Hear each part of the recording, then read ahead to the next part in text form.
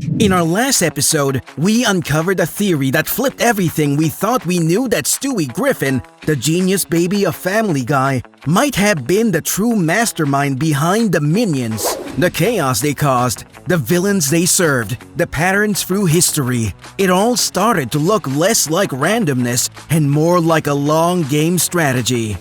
But what if there's more to the story?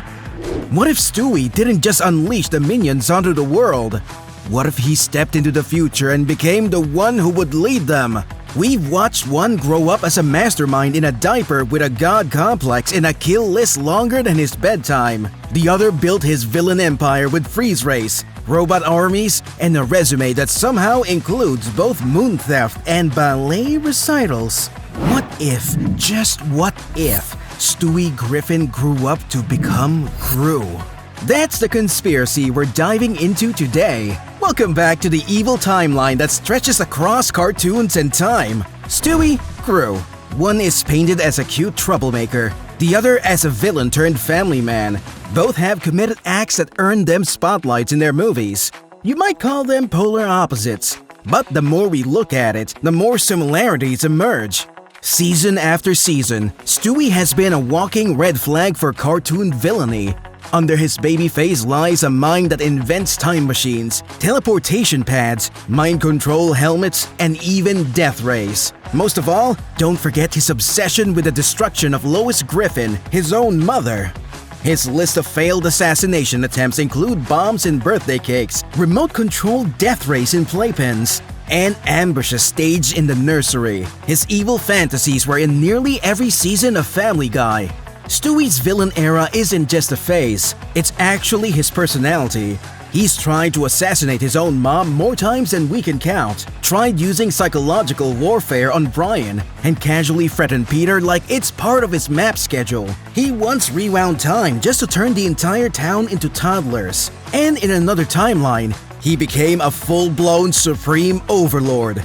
Bottom line, this baby isn't just playing pretend. In fact, his villain arc is one accidental nuclear launch away from becoming canon. Then we have Gru, introduced as a no-nonsense supervillain with a Cold War-esque freeze ray, ambitions of stealing the moon, and an army of loyal minions. He has plotted massive heists and displayed a desire for control. His home life was barren with no parents, no pals, just him, his gadgets, and his grumbling. But all this changed when he met 3 orphan daughters. The transformation from supervillain to reluctant adoptive father was surprising, and suddenly, Gru found a kind of redemption. He traded in his freeze rays for dance moves and occasional whimpers, though he never fully abandoned the gadgets. Both Stewie and Gru have the same dark appetite for invention, the same moral compass, and a disturbing pattern of violence that looks very familiar. They both lead armies of yellow minions who are inexplicably loyal, blabber, and are dangerous. If you squint, they share the same intelligence level, the same flair for dramatics, and even a similar style of leadership over machines. The only real difference? Gru wears a scarf and has 3 daughters. But here's what doesn't match up. When you look back at those differences, you will see the similarities both of the villains have. We've established that Stewie is a toddler with gadgets and schemes, but what about Gru? Where did he come from? Gru shows up fully formed and despicable me, with no origin story and an accent that's oddly familiar. Between the timeline where Stewie could wipe out the world and the first scene of Gru attempting a moon heist, there's a gap. One ends with multiple timelines, dimension hopping, and squid-human hybrids.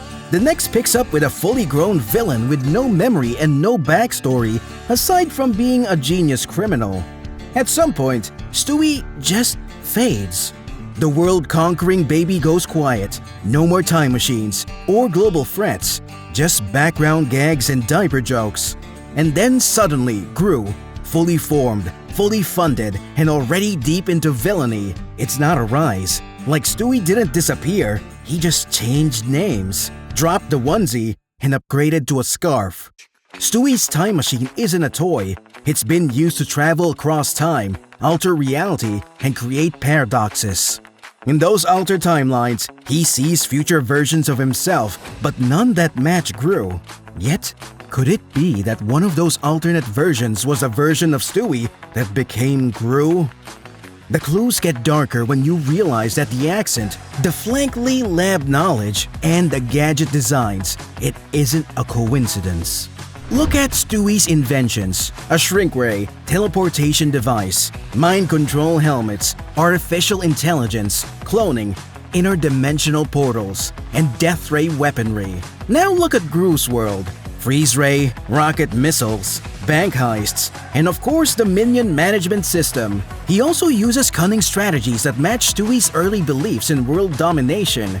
Either someone heeded Stewie's biochemical blueprint or the same person simply worked on their own ideology after growing up. It would be like Tony Stark abandoning sharp suits to don a more grounded iron armor suit, but otherwise staying the same person. And that could mean we're watching the same villain, just in a different stage of life.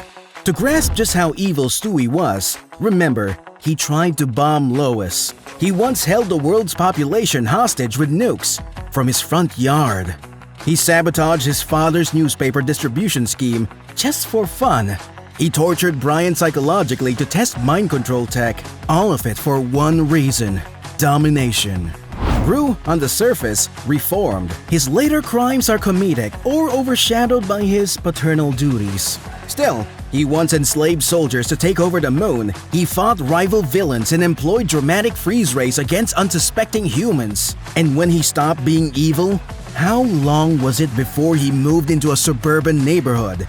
Not exactly redemption, just a break from work. Imagine Stewie's baby life crimes building toward a breakout event. He vanishes or transitions, then resumes as Gru, with the same intentions, same target audience, chaos, but at an older age with a recalculated plan. There were no intelligence agency investigations, no adult counterpart stepping in. He just switched identities, as if he'd tested the waters as an infant. Gone fully off-grid, and reappeared on the world stage later with minions in tow. Just a single villain adapting across life stages. Reckless toddler figure meets calm but focused adult. The kind of transition only cartoon science can allow. The minions are genetically loyal and they choose the most evil individual available and stick with them. It's biological programming, cult devotion, and hive intelligence into one. Their number, mutations, and mini armies show they aren't random and they don't age or reproduce traditionally. In the Stewie as Gru timeline, the minions are a long-term experiment in biological warfare, chaos agents designed to destabilize civilization. They hop from villain to villain, world to world, always wiping chaos with comedic timing and banana-based bombs. And they don't break. That's not a happy accident, that's smart planning. Which makes you wonder, who built them that way? Stewie certainly had the science background to do it. Gru inherited their leadership. Maybe his genius toddler self-engineered them, or his adult life growing up in isolation found a way to reverse engineer existing DNA clones. In that same logic he used on other beings backtrack to create himself. Stewie's biggest crimes revolve around parental hatred. Lois is a living weapon to him, a barrier, a problem, a maternal authority he must destroy. And time after time, he's pulled out the weapons to get rid of her. That's early family trauma shaped a villain who's still a child. With Gru, he grew up without that anchor. No parents, no legacy, no childhood memories. How convenient for someone who was Stewie to bury trauma, swap out imaginary parents with minions, and create a brand new family. The free adopted girls, important to the transformation from rage to something softer but never innocent. It's exactly what a genius with access to time travel might engineer. He becomes the person he needed to survive at every stage. The toddler who tried to kill his mom because the man who intentionally becomes a father. Let's piece it all together. 1. Baby genius vanishes or transitions across his own invention. Many hints in other episodes show that Stewie had the means to rebrand himself. 2. Gru emerges fully equipped with nearly identical technological and psychological motives. 3. Minions appear in both narratives as test subjects, as cult members, as loyal agents. 4. Gru shows no origin while Stewie has multiple to choose from, and several lead to blank spaces in his timeline. 5. Parental hatred. A toddler who wanted to kill his mother transitions into a father who sows affection because he wants to soften the legacy and not erase it. 6. The transformation feels premeditated. One phase ends with violent crimes, the next begins with slightly softer crimes. Feels more like suspect profiling than mere assumptions at this point. Cartoons love chaos, but the really chilling part? When that chaos starts to look organized. When the timelines start matching up, when the obsessions stay the same, when the quirks don't disappear, they just grow older. You're not watching two villains. You might be watching the same one, playing out a second life. So the next time you're watching Despicable Me, laughing at Gru's awkward dance moves or tearing up over his adopted daughters, take a step back. Ask yourself, what if this isn't redemption? What if it's reinvention? Because if this theory holds up, Stewie Griffin didn't vanish when the show faded out. He didn't retire the lasers or abandon the world domination charts. He just grew up. He changed his name, swapped the death ray for a freeze gun, and now he's raising the very kind of family he used to threaten. And we're all watching it happen, smiling and applauding, never realizing the villain never left. He just put on a scarf. So, what do you think? Is Gru just Stewie grown up, traumatized, and wrapped in an Illumination logo? Or have we connected dots that weren't meant to join? Drop your thoughts and theories below. I want your wildest take. Is this villain reincarnation, parallel evolution, or creative coincidence? If you love more dark cartoon conspiracies that'll blow your mind and make your childhood squeak under pressure, hit that subscribe button now. Banana, baby geniuses, and multiverse secrets await.